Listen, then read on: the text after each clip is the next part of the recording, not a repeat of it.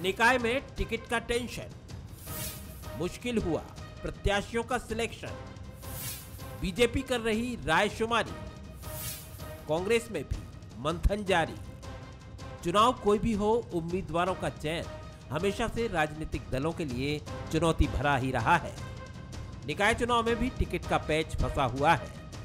BJP महापौर से लेकर पार्षदों की टिकट तक को लेकर रायशुमारी कर रही है। बीजेपी ने तो विधायकों को भी टिकट नहीं देने का फैसला कर लिया है। वो नए चेहरे मैदान में लाने की जुगत में है, लेकिन पार्टी में कहीं न कहीं खींचतान भी दिख रही है। निकाय चुनाव के एन वक्त जयंत मलैया के बेटे सिद्धार्थ मलैया का इस्तीफा कोई छोटी घटना नहीं है। कयास ये भी लगाए जा रहे हैं कि उम्मीदवारों के चयन को लेकर क्या बीजेपी नेताओं में नाराजगी है। हालांकि बीजेपी ऐसा नहीं मानती। केंद्रीय मंत्री नरेंद्र सिंह तोमर ने खींचतान जैसी खबरों को सिरे से नकारा है। नगरीय निकाय चुनाव के लिए भारतीय जनता पार्टी पूरी तरह तैयार है। हमारे चुनाव समिति की बैठक हो गई है, उस पर महापौर के नामों पर विचार हो गया। जल्दी ही नाम घोषित कर दिए जाएंगे और चुनाव भारतीय जनता पार्टी जीतने की ओर बढ़ेगी। कोई नाराजगी आपके बीच और सिंधिया जी के बीच टिकट? हमारे बीच में कोई नाराजगी नहीं है। ये गलत फहमी फैलाने की कोशिश किसी को नहीं करनी चाहिए। इधर कांग्रेस ने 15 मेयर उम्मीदवार तय कर दिए हैं, लेकिन रतलाम सीट पर यहां भी मामला उलझा हुआ है। टिकटों का ऐलान होने के बाद कई जगह कांग्रेस नेताओं ने इस्तीफे दिए, लेकिन रतलाम सीट को छोड़ दें तो कांग्रेस प्रत्याशियों के चयन के मामले में बढ़त बनाए हुए है। 15 नगर निगमों के महापौर प्रत्याशी की रिपोर्ट आ गई थी। तीन हमारे सर्वे, वो हमने तत्काल जारी कर दी। हमारे यहाँ कोई डिस्प्यूट नहीं। रतलाम की भी 2 दिन में रिपोर्ट आ जाएगी तीसरे सर्वे की, उसको भी हम डिक्लेयर कर देंगे। हम भारतीय जनता पार्टी से प्रत्याशी चयन में बहुत आगे हैं। निकाय चुनाव में बीजेपी और कांग्रेस दोनों को उम्मीदवारों के चयन में खूब मंथन चिंतन करना पड़ रहा है। सीएम शिवराज का दिल्ली दौरा भी इसी से जोड़कर देखा जा रहा है। तो कमलनाथ रतलाम सीट पर पूर्व मंत्रियों के साथ रायशुमारी कर रहे हैं। कुल मिलाकर निकाय चुनाव में टिकट बंटवारे को लेकर जो तस्वीर निकल कर आ रही है, उसे 2023 के विधानसभा चुनाव के ट्रेलर के रूप में भी देखा जा सकता है। टिकट को लेकर मची खींचतान ने कहीं न कहीं दोनों पार्टियों की चिंता बढ़ाई है। नमस्कार, मैं हूं शरद द्विवेदी और आज का हमारा मुद्दा है सिलेक्शन का टेंशन। सर, सिलेक्शन ही तो सबसे बड़ा टेंशन है, क्योंकि सही व्यक्ति को चुनकर आप अगर उसको बिठा देते हैं, सही अगर उसको हम माने कि ये उम्मीदवारी एक घोड़ा है, तो सबसे पहली चीज़ तो ये है सर कि आप सही घुड़सवार चुनिए और फिर ठीक घोड़ा चुनिए। और ये दोनों चीज़ें, यानी घुड़सवार और घोड़े का ये कॉम्बिनेशन ऐसे समझिए कि एक अच्छा संगठन जो है वो घोड़े की तरह है कि कई बार, माफ़ कीजिएगा मुझे कहने में संकोच नहीं है, कि अगर उस पर घुड़सवारी करने वाला कमज़ोर भी है थोड़ा बहुत और घोड़ा अनुभवी है, यानी संगठन अनुभवी है और उम्मीदवार थोड़ा बहुत कमज़ोर भी है, तब भी घोड़ा उसको अपनी मंजिल मकसूद पर बिल्कुल तरीके से, सलीके से, तरतीब से, करीने से छोड़ ही आता है। और इसमें महारत है भारतीय जनता पार्टी की। लेकिन अब वो सत्ताधारी पार्टी है, तो जाहिर तौर पर महत्वाकांक्षाओं का महासमुद्र भी है वहाँ। और जब महत्वाकांक्षाओं का, अपेक्षाओं का जन सैलाब है, तो चुनने की चुनौती भी है। और चुनने की यही चुनौती इस मामले को यहाँ तक ले आई है कि अभी तक हम यही सुन रहे हैं कि जल्दी ही घोषणा हो जाएगी। चयन हो चुका है, लेकिन कुछ नामों को लेकर और कुछ सैद्धांतिक निर्णयों को लेकर बात अटकी रही कि विधायकों को दें कि ना दें, इस पर मामला उलझा रहा। इसमें भी मत मतांतर होते रहे। ऐसा नहीं है कि कांग्रेस में मत मतांतर नहीं है, लेकिन कमलनाथ जी की शैली ये है कि वो सर्वे आधारित एक व्यवस्था को चुनते हैं और सर्वे का कागज़ अगर उनके हाथ में आ गया सर्वे के बाद, फाइनल सर्वे का, तो फिर तो वो किसी फिल्म का संवाद है कि मैं तो अपने आप की भी नहीं सुनता। फिर तो जो सर्वे कह रहा है बात वहीं जाकर अटक जाती है और वही पूरी होती है। मुख्यमंत्री जी के दिल्ली दौरे को देखा ज़रूर गया कि नगरीय निकाय से, लेकिन इतने छोटे मसले बीजेपी में दिल्ली जाकर डिस्कस नहीं होते। जाहिर तौर पर उड़ते उड़ते पूछ लिया जाता होगा क्या चल रहा है नगरीय निकाय का। सब बढ़िया चल रहा है साहब, सब बैलेंसिंग है, हम जल्दी ही ये घोषणा करने वाले हैं। विधायकों इत्यादि को देने का ना निर्णय ले, वो आप देख लीजिए, जैसी आपकी स्थानीय ज़रूरतें हैं उनका निर्णय आप कर लीजिए। और बढ़िया, ठीक, आप विदा हो जाते हैं। लेकिन चूंकि इन परिस्थितियों में शिवराज जी दिल्ली गए तो कयास यही लगाए गए कि दिल्ली जाने की वजह भी कहीं यही तो नहीं है, लेकिन इतने छोटे मसले वहाँ डिस्कस नहीं होते। बहरहाल दोनों ही पार्टियों में, कांग्रेस में कई इस्तीफे हुए हैं नाराज़गी को लेकर, जो कांग्रेस की रीति नीति और शैली है उसके लिए भी मैं नहीं कहूँगा कि बहुत चिंता की बात है, और ना बीजेपी के लिए मैं कहूँगा कि बीजेपी के लिए कोई बहुत चिंतनीय बात है। दोनों पार्टियाँ बहुत सुरक्षित तरीके से, और मैं कहूँगा बिल्कुल विधानसभा चुनाव की तरह स्थानीय निकाय को देख रही हैं, विच इज़ क्लियरली शोज़ कि दोनों ही पार्टियां 2023 की रण को कितनी गंभीरता से ले रही हैं। ये बता रहा है सर, ये वाकई सेमीफाइनल है। आज इसी पर हम बात करेंगे। जो मेहमान हमारे साथ हैं उनसे मिलिए। वरिष्ठ पत्रकार, राजनीतिक विश्लेषक दिनेश गुप्ता जी हैं, बहुत स्वागत है। डॉक्टर हितेश वाजपेयी हैं, प्रवक्ता बीजेपी और नागरिक आपूर्ति निगम के पूर्व चेयरपर्सन। और अजय सिंह यादव जी हैं, प्रवक्ता और उपाध्यक्ष कांग्रेस मीडिया विभाग, युवा नेता, उनका बहुत स्वागत है। मनोज सैनी जी हैं, हमारे पॉलिटिकल एडिटर, एग्जीक्यूटिव एडिटर, उनका मैं बहुत स्वागत है। मनोज, एक छोटी सी आपकी टिप्पणी लेकर हम आगे बढ़ते हैं। किस तरह देख रहे हैं आप दोनों ही पार्टियों में चयन को लेकर जो जिस तरह का सिलेक्शन का टेंशन हमको नजर आया, जो बहुत स्वाभाविक है, वो बिल्कुल कोई अस्वाभाविक घटना नहीं है, लेकिन फिर भी दोनों ही पार्टियों में कांग्रेस पहले प्रत्याशी घोषित करी, अब ये नतीजे बताएंगे कि इसका कितना एडवांटेज वो ले पाती है, या फिर देर आए दुरुस्त आए की तरह बीजेपी आगे बढ़ती है। दोनों के बीच का ये जो एक शैली है, ये तो हमें नतीजों से समझ में आएगी। आप किस तरह देख रहे हैं? देखिए शरद जी, टेंशन अभी का नहीं है, टेंशन 2023 का है। और दोनों ही पार्टियों को यदि हम देख रहे हैं, जैसा आप भी कह रहे थे, तो उससे साफ नज़र आ रहा है कांग्रेस ने जरूर एक सामाजिक तौर पर, या ये कहें कि लोगों की दृष्टि में बढ़त ले ली है। और ये बढ़त भी बड़ी दिलचस्प है, अलग तरह की है, क्योंकि यदि हम इंदौर की बात कर लें तो विधायक पर दांव लगा दिया है। यदि हम बात कर लेते हैं विभा पटेल की, तो वो पूर्व में महापौर रही है। या फिर उज्जैन चले जाते हैं तो महेश परमार पर दाव लगा दिया। तो इसीलिए थोड़ा सा कांग्रेस की जो बातें हुई है, कांग्रेस ने जिस तरह से तैयारियां की है, उसको लेकर भारतीय जनता पार्टी के भीतर भी चर्चा तो है कि कैंडिडेट कहीं ऐसा ना आए, कमज़ोर ना आ जाए। और इस बार पहली बार है कि भारतीय जनता पार्टी ने कुछ लाइन तय की है। विधायकों को टिकट नहीं दिया जाना, क्राइटेरिया तय है, परिवार के लोगों को दूर रखना, और इसीलिए देरी हो रही। जहाँ तक बात दिल्ली जाने की करें तो कई बार जब ऐसे दौर होते हैं तो यदि कोई मुख्यमंत्री वहाँ पहुँच जाए तो उसको उससे जोड़कर देखा जा सकता है। लेकिन सुबह जाने से पहले जो आज की चर्चा हुई थी मुख्यमंत्री शिवराज सिंह चौहान की, तीनों नेताओं के साथ, मुरलीधर राव, हितानंद जी या फिर प्रदेश अध्यक्ष BD शर्मा के साथ, तो ये कहा जा रहा है कि वो अंतिम दौर की चर्चा थी और जल्द ही वो सूची भी दिखाई दे सकती है, जिसमें 14 से 15 नाम शायद सामने होंगे। एक दो नामों को लेकर जरूर स्थितियाँ अभी स्पष्ट नहीं है, पर जबलपुर, इंदौर, भोपाल, यहाँ कह सकते हैं पैंच फंसता हुआ दिखाई दे रहा। सागर को लेकर भी थोड़ा सा टेंशन है, पर इस टेंशन के बीच में बड़ा टेंशन 2023 का है, और इसीलिए वो फूंक फूंक कर कदम रख रहे हैं और कांग्रेस ये दिखाना चाह रही है कि हम बढ़त के साथ आगे बढ़ रहे हैं। चलिए, बहुत शुक्रिया करता हूं मनोज, आप निगाह बनाकर रखिए। दोनों ही पार्टियों पर आपकी निगाह लगातार है। दिनेश जी, चुनाव को गंभीरता से लेना चाहिए, लेकिन 2023 एक ऐसा चुनाव है जो निश्चित तौर पर काफ़ी गंभीर है। ये परसेप्शन का चुनाव है।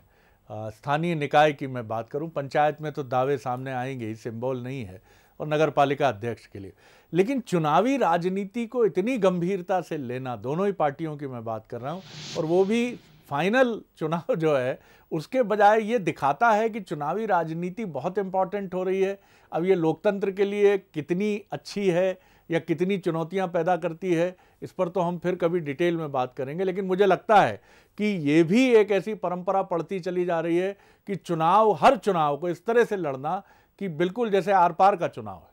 देखिए शरद जी, विधानसभा चुनाव बहुत ज़्यादा दूर नहीं है, जितनी तेज़ी से समय निकलता है, और ये किसी भी राजनीतिक दल के प्लान में नहीं था अचानक लोकल बॉडी का इलेक्शन आ जाए, क्योंकि अपने शेड्यूल के अनुसार तो 3 साल पहले हो जाना चाहिए था। अब चूंकि ये एक ऐसी स्टेज पर आया है कि अगले साल हमको आम चुनाव में भी जाना है, तो जो प्रिपरेशन है, यदि आपको अपना जो है ज़मीन मजबूत करना है, तो इससे अच्छा मौका किसी भी राजनीतिक दल के लिए जो है, इससे अच्छा मौका कोई हो नहीं सकता। तो आप देखिए कि भारतीय जनता पार्टी अपना ये देख रही है कि उसके 51% टारगेट है, उसको मैक्सिमम पोलिंग स्टेशन जीतना है, उसको जो है अपनी सरकार वापस करना है, क्योंकि 2018 का एक जो बुरा अनुभव उसके साथ है, तो वो उसमें रिस्क नहीं ले सकती कि कमलनाथ नए हैं वो क्या करेंगे, उस तरह का जो है बिल्कुल ग्रांटेड नहीं हो सकता कि हाँ ठीक है वो राजनीतिक, तो उसको कहीं ना कहीं वो गंभीरता से ले रहे हैं। और फिर जो लोग आए हैं भारतीय जनता पार्टी के भीतर, उनका भी एक जो है उनको एडजस्ट करना है, टिकट देना है नहीं देना है, अपने खुद के कार्यकर्ताओं का एक द्वंद्व है, फिर पॉलिसी बहुत सारी आती जा रही हैं, तो ये सारी चीज़ें अनप्लान्ड हो रही हैं जो भारतीय जनता पार्टी की जो शेड्यूल के हिसाब से मध्य प्रदेश के लिए थोड़ा सा जो है उलझन वाली बात हो गई। लेकिन कांग्रेस पार्टी का आप देखेंगे कि उन्होंने मनोवैज्ञानिक तौर पे बढ़त तो बनाई है, लेकिन उसका लाभ वो कैसे उठाएंगे चुनाव में।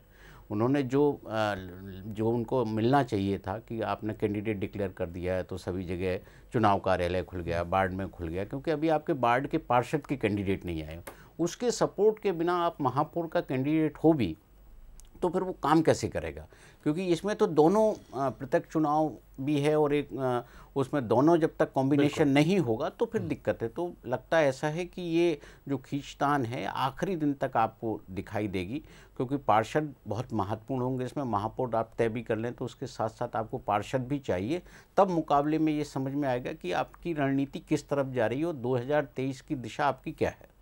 बिल्कुल, आपने बहुत इम्पोर्टेंट बात की कि आपने सेनापति चुन लिया है, लेकिन अभी और जो रैंक एंड फाइल होती है चुनाव की, ख़ासतौर से नगरीय निकाय के चुनाव की, जिसमें पार्षद एक बहुत अहम भूमिका, क्योंकि वो आपके मंतव्य को बहुत स्पष्ट करते हैं जनता के सामने।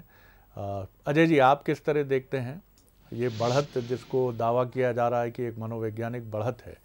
ये तो वक्त बताएगा कि कितनी ये बढ़त में तब्दील होती है। अभी लंबी लड़ाई आपके लिए भी है, और निश्चित तौर पर अपोजिशन की पार्टी होने की वजह से आपके लिए चयन आसान भी था एज़ कम्पेयर टू बीजेपी। किस तरह आप देखते हैं और क्या तैयारियां हैं, क्योंकि नगरीय निकाय खासतौर से महापौर आपके लिए भी एक बड़ी लड़ाई है। देखिए शरद जी, मध्य प्रदेश में नगरीय निकाय चुनाव में कांग्रेस पार्टी ने न केवल मनोवैज्ञानिक बल्कि रणनीतिक तौर पर भी बढ़त बना ली है। भारतीय जनता पार्टी में जहां प्रत्याशी चयन में अलगाव, टकराव, बिखराव, खेमेबाजी, परिवारवाद और आगे जाके सिर्फ फुटबॉल सब कुछ हो रहा है और होने वाला है। कांग्रेस पार्टी 15 महापौर प्रत्याशी घोषित कर चुकी है और मैं आपके चैनल पे पूरी गंभीरता से कह रहा हूं कि अधिकांश पार्षद प्रत्याशी भी हमारे तय हो गए हैं और संभावित प्रत्याशियों को चुनाव की तैयारी, एनओसी और सभी तरह के डॉक्यूमेंटेशन पूरे करने के लिए निर्देश दे दिए गए हैं। केवल रणनीतिक वजह से हम आगामी 2 दिनों बाद पार्षद प्रत्याशियों की घोषणा करेंगे। भारतीय जनता पार्टी में कुछ भी नहीं है, केवल और केवल विवाद दिखाई दे रहा है। कभी कहते हैं विधायकों को देंगे, कभी नहीं देंगे, परिवारवाद चलेगा नहीं चलेगा, कभी सिंधिया जी, तोमर जी का विवाद, जनता के मुद्दे कहीं दिखाई नहीं दे रहे हैं। भोपाल में जब आपके प्रत्याशियों की बात आती है तो वही पुराने चेहरे जिन्हें आपको पहले मौका देना पड़ा, नए चेहरे आपके पास कहीं नहीं है। वहीं कांग्रेस पार्टी का प्रचार चालू हो गया। मैं आपको उदाहरण देता हूं, इंदौर में संजय शुक्ला जी के न केवल कार्यालय बल्कि जनसंपर्क चालू हो गए हैं और परसों कमलनाथ जी उनके नामांकन की रैली में शामिल होने जा रहे हैं। उसी तरह की नामांकन रैली की सतना में तैयारी हो गई है और भारतीय जनता पार्टी में उम्मीदवार का पता नहीं है। सतना में सांसद गणेश सिंह के भाई ने इस्तीफा दे दिया है कि मैं बीएसपी से चुनाव लड़ूंगा, क्योंकि वहां किसी संभावित प्रत्याशी ने कह दिया कि मुझे हरी झंडी दे दी गई। भारतीय जनता पार्टी जनता के भी बाहर हो गई है और अपने कार्यकर्ताओं में भी पूरी तरह से दरकिनार है। जयंत मलैया जी के पुत्र का इस्तीफा बेहद दुखद है, जिनके परिवार ने 50 साल जनसंघ से लेके और भाजपा तक की सेवा करी, लेकिन वहां दल बदलुओं ने कब्जा कर लिया और निष्ठावान लोगों को पार्टी छोड़ना पड़ी। इसी तरह की स्थिति आप नगर निगम, नगर पालिकाओं के टिकट घोषित होने दीजिए, पूरे मध्य प्रदेश में होने वाली है। हमारे टिकट सर्वे के आधार पर 3-3 राउंड के सर्वे और प्रत्येक पार्षद प्रत्याशी के लिए सर्वे रिपोर्ट सामने रख के बात हो रही है, तो कांग्रेस रणनीतिक रूप पे बहुत आगे है। चलिए, तो एक बड़ा भरोसा दिखाने की कोशिश की है डॉक्टर हितेश वाजपेयी, अजय सिंह जी ने, और उनका बार बार ये दावा है कि हमने बेहतर तरीके से न सिर्फ चुनाव किया है बल्कि हम आगे बढ़ रहे हैं। ये मैं फिर कहूँगा कि नतीजे बताएंगे। आप बताइए, बात सही है कि कुछ आपके यहाँ भी खटपट की आवाज़ें सुनाई दी हैं? हालांकि जयंत मलैया जी के सुपुत्र सिद्धार्थ ये कहते नज़र नहीं आए हैं कि अपनी पार्टी बना रहे हैं, यानी ऐसा लगता है कि वो शक्ति प्रदर्शन करके फिर चाहते हैं कि बीजेपी गरिमामय तरीके से पुनर्वासित उनको करे, ये हमारा अनुमान है, ऐसा कहीं। लेकिन उन्होंने ये कहा है कि मेरी जिस विचारधारा में आस्था है उसी में है, लेकिन अभी जो परिस्थितियां हैं तो इतना ज़रूर है कि मैं क्षुब्ध होकर पार्टी छोड़ रहा हूँ। जी देखिए, आपने जो अजय जी ने, दिनेश जी ने जो विषय रखा है, तो अजय जी को तो मैं इसलिए टच नहीं करूंगा कि भाई कांग्रेस का पूरा एजेंडा है बीजेपी की बैशिंग करो, उनको अब बोलना कुछ ये ऐसे हैं, सुरपटा बल फलाना दिखाना, ठीक है फाइन, क्योंकि वो विपक्ष में है, उनको आंदोलन करना है और हम पर आक्षेप लगाना है, और इसीलिए उनकी कोई बहुत संभावनाएं नहीं है, क्योंकि प्रदेश में भी सरकार हमारी है, देश में भी हमारी है। हमें MR10 बनाना है, MR11 बनाना है, बस स्टैंड बनाना है, सड़कें बनाना है, नर्मदा का जल वार्ड में पहुंचाना है। तो एक तरफ हमको शिवराज जी और मोदी जी की जितनी योजनाएं हैं, उज्ज्वला के कनेक्शंस पहुंचाने, प्रधानमंत्री आवास बनाना है, मैंने पिछली बार भी जिक्र किया था शरद जी, हमको डिलीवरेबल्स पे काम करना है। क्यों करना है? क्योंकि हमारे पास फिर अगेन 1-1.5 साल का समय रहेगा, उसके बाद विधानसभा चुनाव आएंगे। अब मैं दिनेश जी की बात पे आता हूँ। आज अजय जी को मैं पूरा छोड़ देता हूँ मुझे कोई दिक्कत नहीं है, बात पूरी हो जाने और फिर आपके पास। हाँ अजय जी, मैं आपकी बातों को काट ही नहीं रहा हूँ इसलिए आप नाराज मत होइएगा।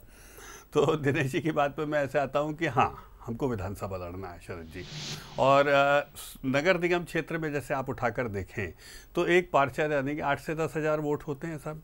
तो हम ये चाहते हैं कि 16 नगर निगम में, जहां मेयर का भी सीधे चुनाव होना है, यदि हम ऐसे प्रत्याशियों को रखें तो उसके जैसे भोपाल को ही लें तो हमारे सुमित पचौरी जी हो गए, BD शर्मा जी हो गए, विधायकगण हो गए, सभी लोग बैठ के इसका मंथन CM साहब कर रहे हैं कि भोपाल नगर को हम क्या चेहरा दें।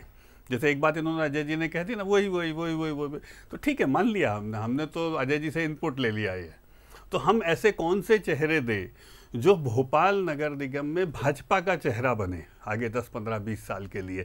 ये तो सर हम कर सकते हैं। क्या सर मैं ये अनुमान लगाऊं कि नए चेहरे देंगे यानी आप? सर आज जो पीढ़ी आप देख रहे हैं, आलोक शर्मा जी हो गए, विश्वास सारंग जी हो गए, रामेश, ये सब पार्षद रहे हैं।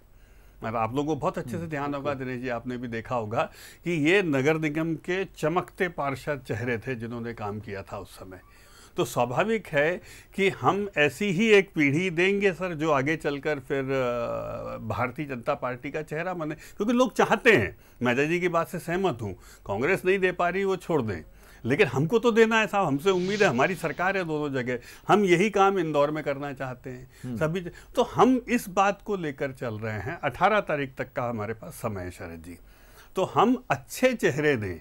खाली फ्लाईओवर्स बनाना वो तो सबको मालूम है, शिवराज जी को इसीलिए वोट मिल जाते हैं, मोदी जी को मिल जाते हैं, लेकिन स्थानीय पार्षद को भी मजबूती से मिले और जब वो चले वार्ड में, मोहल्ले में, तो लोगों को लगे कि ये भाजपा चल रही है। तो मुझे लगता है ये अवसर हमको विधानसभा चुनाव से पहले मिला है, हम इसको बिल्कुल अवेल करना चाहते हैं दिनेश जी। हम भारतीय जनता पार्टी का एक नगरीय और स्वच्छ और बढ़िया चेहरा भी लोगों के सामने प्रस्तुत करें, जो स्वाभाविक है यदि कांग्रेस से बेहतर रहेगा तो हमारी चर्चा ठीक है 8 बजे वाली अपनी जगह है, लेकिन हमको उसका लाभ मिलेगा। अजय जी सिर्फ कुछ सेकंड से अपनी बात रखिएगा, दिनेश जी की तरफ आऊंगा। मैं विकास के मुद्दों पे बात हो तो बहुत अच्छी बात होती है, लेकिन भोपाल नगर निगम में विकास की बात, नालियों में बच्चे बहे हैं और उनकी मौत हुई है इस भोपाल में। ग्वालियर नगर निगम में सांसद सेजवलकर जी ने चिट्ठियां लिखी कि नगर निगम बदहाल और हमारी कोई नहीं सुनता है। तो आप कौन सी उपलब्धियों की बात कर रहे हैं? आपने उपलब्धियों की बात करी कि हमें काम करना है, मैंने इसलिए ये प्रसंग छेड़े, तो मैंने ये गलत बोल दिया क्या? अब मुझे लगता है कि कमजोरियों से ज्यादा उपलब्धियों पर बात करने का समय है कि आप क्या करेंगे। नए चेहरों की बात करें, 10 सेकंड में अजय जी, हम भी राजनीतिक दल हैं, हमारे पास जानकारी बोल है। लीजिए। इंदौर, भोपाल, ग्वालियर, सभी जगह वही पुराने चेहरों पे चर्चा हो रही है, कहीं नए चेहरों की कोई चर्चा नहीं। मान लिया आपकी बात, आपके अजय जी, फिर पुराने चेहरों पे चर्चा हो रही है, हकीकत पे बात हो। चलिए डॉक्टर साहब। नहीं, मैं सहमत हूँ, मैं अजय जी आपके सारी चुनौतियां ले रहा हूँ, मैं मान लिया मैंने, लेकिन ऐसी घटनाएं तो मैं भी बता सकता हूँ।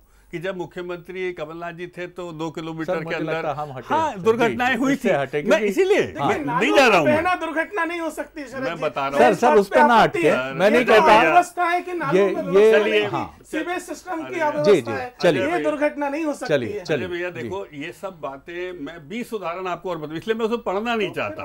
मैं चाहता हूँ कि फ्लाईओवर्स बने, व्यवस्था आपने दी है भोपाल को, नर्मदा का जल हर घर आया। इस पे सर जनता को कंपैरेटिव स्टडी करने दीजिए कि आप मेरे ऊपर बोलोगे तो मैं कह रहा हूँ सुनील सूद जी के समय क्या हुआ था, आलोक शर्मा जी के, इसका एक तुलनात्मक अध्ययन जनता के पास है। शिवराज जी के कार्यकाल में क्या हुआ, कमलनाथ जी के कार्यकाल में क्या, हम रख देंगे इस बात को। दिग्विजय सिंह हिसाब किताब ही तो नहीं रखते हैं आप, तो क्लीन चिट कह रहे हैं ना। अब ये बहस हो रही है, ये एक अलग दिशा की बहस हो रही है। नर्मदा का जल जिसको मिले, आपने बहुत अच्छी शुरुआत की अजय जी, आपने अपनी ताकत पे बात की और मुझे लगता है यही सबसे जी कुछ डॉक्टर साहब आप। मैं बस इतना कहना चाह रहा हूं, मैं अजय जी की चुनौती को लेता हूं, जिसको भाई नर्मदा का जल मिला हो वो हमको वोट दे दे, प्रधानमंत्री आवास मिला हो हमको वोट दे दे, जिसको पीडीएस का गेहूं चावल मिल रहा हमको दे दे, जिसकी नगर की गलियां बनी है, सड़कें बेहतर हुई है, एनक्रोचमेंट फ्री हुई, वो दे देगा हमको। चलिए मैं मना कर रहा हूं दिनेश जी की तरफ आ। दिनेश जी मैं भी यही कह रहा हूँ, दिनेश जी मैं दोनों ही पार्टियों का तुलनात्मक अध्ययन करूं, इस पर तो बहुत लंबी बहस होगी, आपने क्या किया क्या नहीं किया, हम क्या करेंगे, महत्वपूर्ण है क्या करेंगे। दोनों ही पार्टियों के लिए सबसे बड़ा सवाल ये है कि अब आप नया क्या करेंगे। अगर बीजेपी ने स्मार्ट सिटी की एक संकल्पना दी है और तेजी से काम किया तो उसको बेहतर एग्जीक्यूशन के साथ कैसे लेकर आएं, कैसे हरितिमा से आच्छादित करें फिर राजधानी भोपाल को, जहां का हरित फैक्टर कम हुआ है तेजी से। मुझे ये बताइए कि प्रत्याशी चयन को लेकर जो दावे हैं, डॉक्टर हितेश वाजपेयी का संकेत है कि साहब हम ठोक बजा के चुन रहे हैं, हमारे पास 18 तारीख का समय है, हमें कोई जल्दी नहीं है, और हम ऐसे भी चेहरे देना चाहते हैं जो उस नगर के चेहरे हों, जो वहाँ की विकास का पर्याय बनकर उभरें। अजय जी का दावा है कि साहब हमने पहले दे दिया है, कांग्रेस ने पहले दे दिया है, बीजेपी अभी भी द्वंद्व में उलझी है, हमारा पड़ला इससे आगे बढ़ गया, हमारे चुनाव कार्यालय संचालित हो रहे। इस कंपैरेटिव को आप किस तरह देखते हैं? शरद जी, सत्ता का चरित्र एक ही होता है, कोई भी राजनीतिक दल रहे, और जो भी राजनीतिक दल सत्ता में होता है उसके सामने ये सब कैंडिडेट की दिक्कत कई बार आ जाती है, क्योंकि बहुत सारे दावेदार होते हैं जो कहते हैं कि हम ही जीत सकते हैं। तो आप देखिए कि जो भारतीय जनता पार्टी चूँकि सत्ता में है और उसके सामने बहुत सारी समस्याएं, लेकिन जो उम्मीदवार की बात है वो केवल उम्मीदवार की बात डॉक्टर साहब नहीं कर रहे हैं, वो बात कर रहे हैं अगले 15 साल का जो चेहरा होगा वो कौन सा होगा। अभी केवल इस इलेक्शन की बात नहीं हो रही, लीडरशिप डेवलपमेंट की बात हो रही है। लगती है ये तो सबसे अच्छी रणनीति। आप देखिए कि कांग्रेस आज यदि कमजोर है तो मुझे फिर 1994 की तरफ जाना पड़ेगा, जब दिग्विजय सिंह जी ने एक फैसला लिया कि फ्री फॉर ऑल। तो उस वक्त जो आपके कांग्रेस पार्टी ने जब उम्मीदवार नहीं उतारे, सबके लिए फ्री छोड़ दिया, तो उसका फ़ायदा भारतीय जनता पार्टी को मिला। उमाशंकर जी भी भोपाल से विधायक बने, रामेश्वर शर्मा जी भी बने, कैलाश अपना आलोक शर्मा जी भी बने, कई लोग बने। तो एक लीडरशिप जो है डेवलप हुई ना। तो आप कहीं ना कहीं जब लीडरशिप डेवलप करते हैं तो एक वार्ड से भी उसका प्रोसेस स्टार्ट होता है, एक सिटी से भी होता है। तो यदि भारतीय जनता पार्टी आप देखेंगे ना लगातार, यदि 1990 में शिवराज जी पहली बार विधायक बनते हैं, डॉक्टर रमन सिंह विधायक बनते हैं, तो फिर वो मुख्यमंत्री भी 2005 में 3 में बन ही जाते हैं। तो ये जो प्रक्रिया है, ये जो डेवलपमेंट लीडरशिप डेवलपमेंट का जो प्रोसेस है, ये बहुत इंपॉर्टेंट होता है लोकल बॉडी के इलेक्शन में, कि आप जो है कौन सा क्या मुद्दा है, ये तो जब कैंडिडेट आएगा तो फिर मुद्दा आएगा।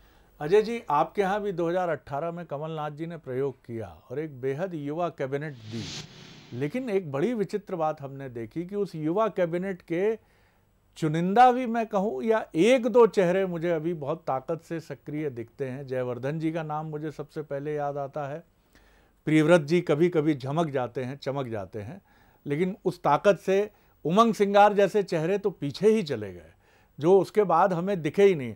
और एक हनी बघेल साहब होते थे, जो लगता था कि उस समय बड़ी अहम भूमिका में झाबुआ बाई इलेक्शन में भी कुछ उन्होंने चमक दिखलाई थी, लेकिन ये झलक दिखलाजा टाइप क्यों होता है कि झलक तो दिखलाई और मौका भी दिया कमल। इन सबको सड़क पे दिखना चाहिए, इन सबको लड़ना चाहिए। तो ये लीडरशिप डेवलपमेंट, मैं बहुत संक्षेप में जवाब चाहूंगा क्योंकि ये डॉक्टर साहब से भी सवाल होगा मेरा। जी देखिए शरद जी, कांग्रेस पार्टी हमेशा नई पीढ़ी को आगे लाती है। आपने स्वयं कहा कि किस तरह से कैबिनेट में हमने नए लोगों को मौका दिया और तमाम लोग अपनी अपनी जिम्मेदारियां निभा रहे हैं। कुछ नाम आपने लिए, उसके अलावा चाहे कमलेश्वर पटेल हों, जीतू पटवारी जी हों, सुखदेव पांसे हों, सभी लोग अपने अपने क्षेत्रों में अपनी अपनी जिम्मेदारी और रणनीति के साथ काम कर रहे हैं। आज हमारे महापौर प्रत्याशियों में भी 4 प्रत्याशी युवक कांग्रेस के माध्यम से दिए गए। हमने जीतने की संभावना वाले अनुभवी विधायकों को भी टिकट दिए हैं। हम स्वीकार करते हैं कि जीत की संभावना सबसे बड़ा क्राइटेरिया है, हम कोई झूठ प्रपंच नहीं बोलेंगे, लेकिन हमने उसके साथ 4 युवक कांग्रेस के नेताओं को भी टिकट दे दिए। पार्षद प्रत्याशियों में आप देखेंगे आधे से ज्यादा प्रत्याशी 40 साल की आयु से कम के होंगे और नए लोगों को हम मौका देंगे। दिनेश गुप्ता जी ने बहुत महत्वपूर्ण बात कही कि पार्षद पद से नई पीढ़ी आगे आती है और कांग्रेस पार्टी उसका ध्यान रख रही है। हितेश जी, आपके यहाँ भी बड़े प्रयोग हुए दिल्ली में, तमाम जगह कि एकदम से नई टीम उतार दी गई। अब इस चुनाव में क्या चेहरे आएंगे ये तो हम पार्षदों की जब घोषणा होगी तब देखेंगे, लेकिन आपने एक बड़ी महत्वपूर्ण बात की है कि आप अगले 15 साल के चेहरे देने वाले हैं। देखिए, सिटी मेयर, हाँ, सिटी मेयर जो बड़े शहर हैं ये लोकसभा प्रत्याशी के समकक्ष हम मान के चल सकते हैं। आज हमारा आकलन ये है कि हम 16 की 16 नगर निगम में मजबूत हैं और अच्छे परिणाम लाएंगे जैसे हम पहले लाते रहे हैं। हमको हमारी सरकार उसकी उपलब्धियों के ऊपर, शिवराज जी के ऊपर और मोदी जी की स्कीम्स पर पूरा भरोसा है कि उसके हमको लाभ मिलेगा। तो हम इसका लाभ जो दिनेश जी कह रहे हैं, देखिए साहब फिर समझिए, हम 18 में हम हारे हैं शरद जी, हमको बोलने में कोई गुरेज नहीं है, हम जबकि 2.5 लाख वोट ज्यादा पाए हैं।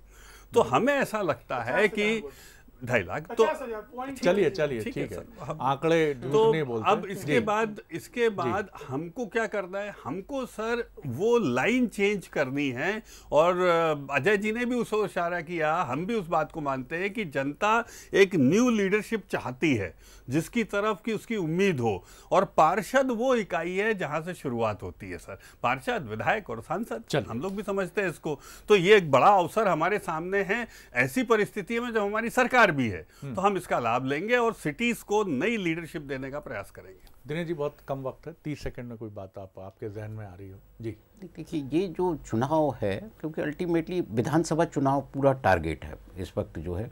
आप देखिए कि एक एक पोलिंग स्टेशन पर भारतीय जनता पार्टी गई, बिना कैंडिडेट के गई, तो उनका जो टारगेट है वो भले ही उनके पास वोट ज़्यादा थे विधानसभा चुनाव में, लेकिन उनको तो और, क्योंकि जो है हमारी जीत की संभावनाएं बहुत मजबूत रखना है, तो और स्पेस आपको जो है आगे करना है कि हम जो है कांग्रेस पार्टी से बहुत आगे निकल जाएं और कहीं भी ऐसी संभावना ना रहे कि पार्टी फिर लूज कर जाए। यदि जो पिछले उसमें नगरीय निकाय के चुनाव में जो परिणाम थे उसके विपरीत, वो तो कोई भी नहीं चाहेगा भारतीय जनता पार्टी, क्योंकि आगे जो इसका इफेक्ट है, जैसे कोलारस और मुंगावली में हुआ था बाई इलेक्शन में, ऐसा कोई असर आगे ना जाए, इसलिए मुझे लगता है कि थोड़ा रणनीतिक तौर पर वो आगे बढ़ रहे हैं। चलिए, लेकिन कुल मिलाकर ये बहुत दिलचस्प है कि ये जो मौका है नगरीय निकाय और पंचायत चुनाव का, ये दोनों ही पार्टियों को बिल्कुल 14 महीने पहले एक मौका दे रहा है कि आप अपने साजो सामान, अपने लश्कर की ताकत को परख लें कि भारतीय जनता पार्टी का संगठन, उसमें कितनी धार है, वक्त के साथ उसने और कितनी मजबूती हासिल कर ली है। और कांग्रेस के लिए ये मौका है कि आप बीजेपी को कई जगह फॉलो करते हुए दिखे हैं रिसेंट पास्ट में संगठन के मसले पर, तो आपने अपने संगठन को कितना आगे रखा है। और सबसे महत्वपूर्ण बात है कि प्रत्याशी कितनी महत्वपूर्ण भूमिका निभाते हैं जीत में। ये भी दोनों पार्टियां इन चुनावों से ये लेसन लेकर 2023 के रण में उतरेंगी कि क्या एक साफ स्वच्छ छवि का प्रत्याशी वाकई अपनी ताकत के साथ मैदान में उतरता है, और उसके साथ अगर एक बेहतर कॉम्बिनेशन पार्टी और संगठन का होता है तो उसकी जीत बड़ी धमाकेदार होती है। तो निगाह रखिए साहब नगरीय निकाय पर, क्योंकि ये चुनाव आपको एक झलक तो बता देंगे कि 2023 में कैसे और क्या कुछ मध्य प्रदेश की 2 दलों की राजनीति बीजेपी कांग्रेस की आगे बढ़ेगी। आप तीनों का बहुत शुक्रिया, अजय जी, डॉक्टर हितेश वाजपेयी और दिनेश जी, नमस्कार।